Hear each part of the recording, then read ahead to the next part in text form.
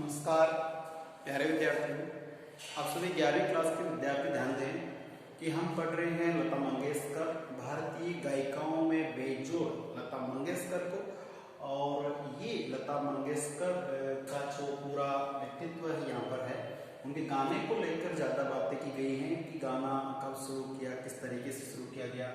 और इस लता जी के इस जो जीवनी है, इसके साथ में देखिए ये मान के चलिए कि हमें भी कुछ ज्ञान हो जाएगा। शास्त्रीय संगीत क्या होता है, द्रुत लय क्या होती है, कथक क्या होता है, तो कहीं ना कहीं देखो हमें ज्ञान होना भी आवश्यक है।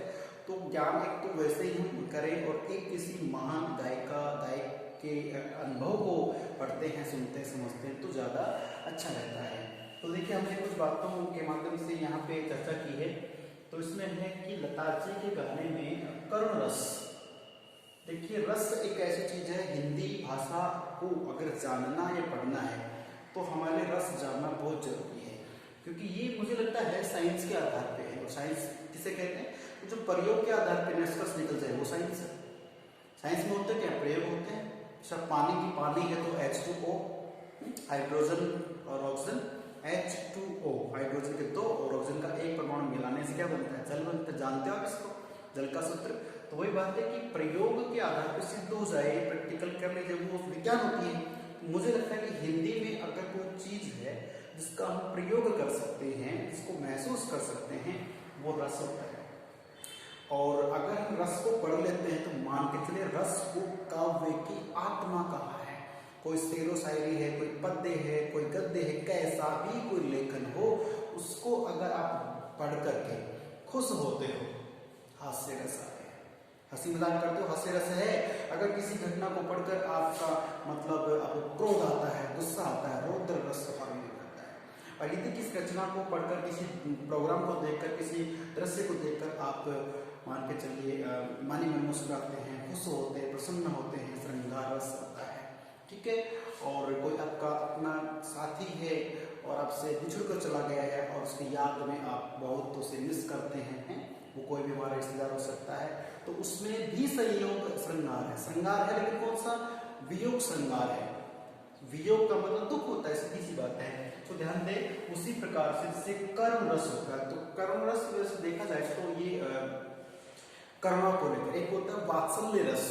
वात्सल्य रस क्या होता है कि माता पिता या जो हमारे बड़े से बड़ा भाई है, बड़ी बहन है, तो बड़ा बहन भाई या माता पिता अपने छोटे बहन भाइयों को, बेटा बेटी को जो लाड प्यार करते हैं, उसे वात्सल्य कहते हैं। वात्सल्य भाव, जाहिर सी बात है कि आपकी जो माँ है वो आपको सुबह बहुत भयंकर होकर डांट दिया, आपको बहुत नुकसान किया, उनको मारा भी, पीटा भी, धमका भी दिया, लेकिन वो 2 घंटे 3 घंटे बाद तो आपको पुनः वापस अपने आप को थोड़ा सा कोसते हुए कि मैंने गलत कर दिया, सो पहले बच्चे को डांट दिया, पीट दिया, और वापस आप पे प्यार दिखाने का प्रयास करती हैं। हाँ, ये आप पे है, डिपेंड करता है कि आप जल्दी मान जाते हैं, फिर पूरा दिन लगा देते हैं। तो ध्यान दीजिए कि माता पिता जो हम पे प्यार, अपना प्रेम दिखाते हैं, वो वात्सल्य रस के अंदर आता है, वात्सल्य भाव होता है, वात्सल्य। लेकिन करुण रस क्या होता है, करुण रस ऐसा रस होता है किसी रचना को पढ़कर, सुनकर या किसी माहौल, दृश्य को देखकर आपका मन रो उठता है, आपका मन दुखी हो जाता है। एक तो घृणा वाला वो नहीं है, या श्रद्धा उमड़ती है, प्रेम उमड़ता है, किसी के प्रति कुछ करने की इच्छा, या इसकी इतना दुखी, चलो इनकी हेल्प करते, करुणा जागती है, उसे करुण रस कहते हैं।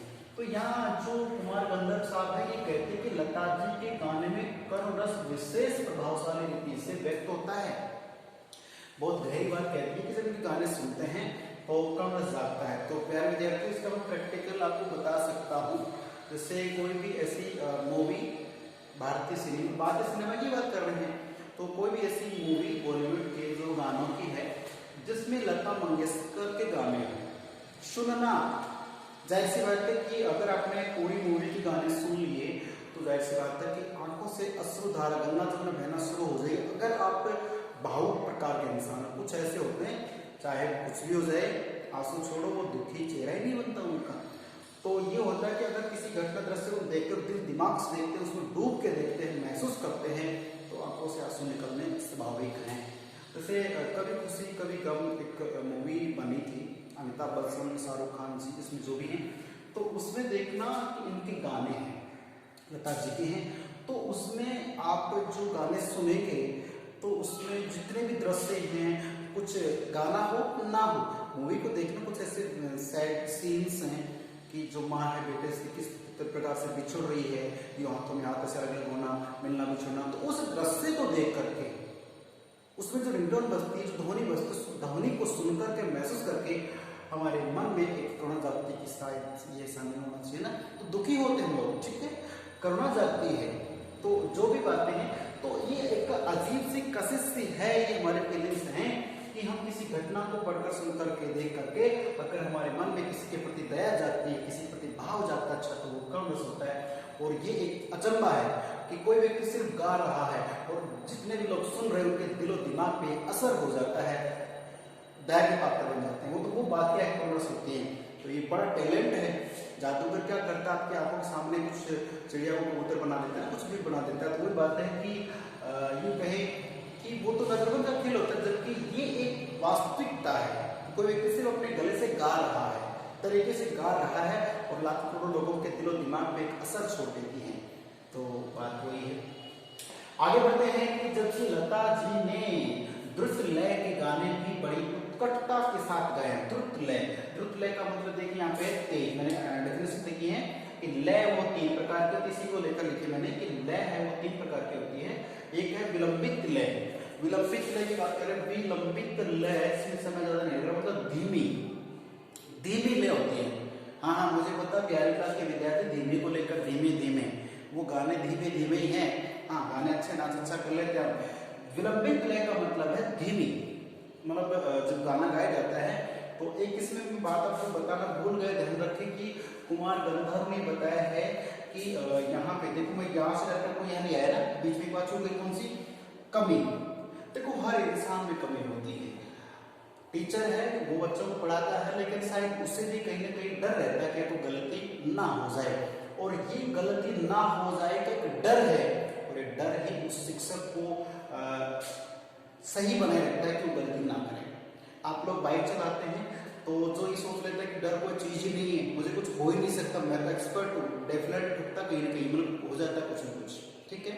और किसी को डर रहता है कहीं किसी को एडमिट ना जाए, तो वो शायद सही चला लेता है। तो प्यारे विद्यार्थियों, मानते हैं कि निडरता बड़ी अच्छी चीज है और आप सब बहुत अच्छे एक्सपर्ट्स हो गए किसी भी काम में, लेकिन एक छोटा सा एक चीज का डर होना चाहिए, वो मान सम्मान का, शरीर का, या कोई भी आपके शरीर का नुकसान हो सकता है, आपके मान सम्मान को डिस्टर्ब हो सकती है, आर्थिक सामाजिक कैसा भी नुकसान हो सकता है। तो हमें कहीं भी जाते आते उठते बैठते तो कहीं ना कहीं एक हल्का सा ही सही, भले ही थोड़ा सा किसी से डरना जरूरी है ना, क्योंकि आप तो ये सोच रहे डर के आके जीते बस, है ना, वो ये चीजें के विज्ञापन तक ठीक है, ध्यान दीजिए कि कमी इनमें भी है और कमी रहती तो इंसान सुधार करता है, ठीक है।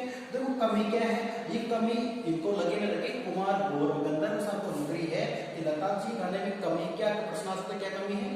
लता का जो गाना है वो ऊंची पट्टी में रहता है। ऊंची पट्टी का मतलब है बहुत लंबा स्वर उन्हें खींचना पड़ता है, बहुत ऊंचे आवाज में रहना पड़ता है। अब ये लता जी की पसंद नहीं है, तो ये गलती किसकी है, ये लता जी की कमी नहीं है, लता जी तो अपने सही तरीके से गाती हैं, लेकिन ये गलती किसकी, ये गलती है जो फिल्म के अंदर गाने लिखते हैं, तो लेखक की हो सकती है, या फिर जो प्रोड्यूसर डायरेक्टर जो फिल्म बना रहे हैं उन्हें ऐसा गाना ऐसा माहौल चाहिए, ये उनकी फरमाइश होती है। तो लता जी को जो लिख के दिया जाता है कि ऐसे ऐसे यहाँ चढ़ाव है, उसके बाद वो अपने आवाज से उसको पिरोती है, तो वो चीज अलग है। तो कमी किसी को हो सकती है। अब बात करते हैं कि लय 3 प्रकार की, एक है विलंबित लय। विलंबित लय प्रश्न में आएगा, क्या होती है आप बताएंगे, धीमे स्वर में गाना, हल्के स्वर में, और कई बार ज्यादा चिल्लाते हैं ना तो वो भी पसंद नहीं आता है। ऐसे मधुर वाणी में गाया जाता है कि बड़ा अच्छा सुकून सा प्राप्त होता है, ठीक है। चलिए उसके बाद अच्छा एक चीज और बता दो आपको कि गाना एक तो बस नॉर्मली ऐसे गा दिया है, चलो उस गाने में पशु पक्षियों का, प्रकृति के कुछ शब्दों का चित्रण होता है, ठीक है ना, और तब जाके गाना और मधुर लगता है। और उसी गाने को ऑडियो की वजह वीडियो में देखते हैं, नदियों का बहना है, पक्षियों का उड़ना चहचहाना है, और अलग अलग एक सीन में हाथी दिखा दिए, शेर दिखा दिए, फिर पक्षियों को उड़ना, फिर झरना, फिर पानी। तो सोचो कि प्रोड्यूसर ये सब क्यों करता है, ताकि आपका मन बिल्कुल ऐसे वाद्यों को देख करके अपने आप ही उमड़ता है। अभी कुछ दिनों पहले एक मूवी रिलीज हुई थी बाहुबली 2, है ना, और फर्स्ट वाली भी आपने देखी होगी। उसमें देखिए जो उनके कार्य हैं क्रियाकलाप, वो तो पहनावा बोलचाल तो है ही स्पेशल, जबकि उसमें जो सीनरी है, कितने अलग अलग कलाकृतियां दिखाई गई हैं, कैसे कैसे सेटअप दिखाया है, उसको देख के मनुष्य चाहे पढ़ा लिखा हो कैसा ही हो, एक बार तो उसे सच मान ही लेता है, और सच मानते बस वही वाह कितना अच्छा सीन है, कितना अच्छा दृश्य है। तो बात वही है कि किसी भी व्यक्ति की मानसिकता को बदल देना वो होती कला, और एक कला के ही जो अधिकारी हैं, अनुभवी डायरेक्टर, फिल्म प्रोड्यूसर बनते हैं, और बस यही वजह है कि करोड़ों की जो मूवी है वो अरबों में पैसा कमा के देती है।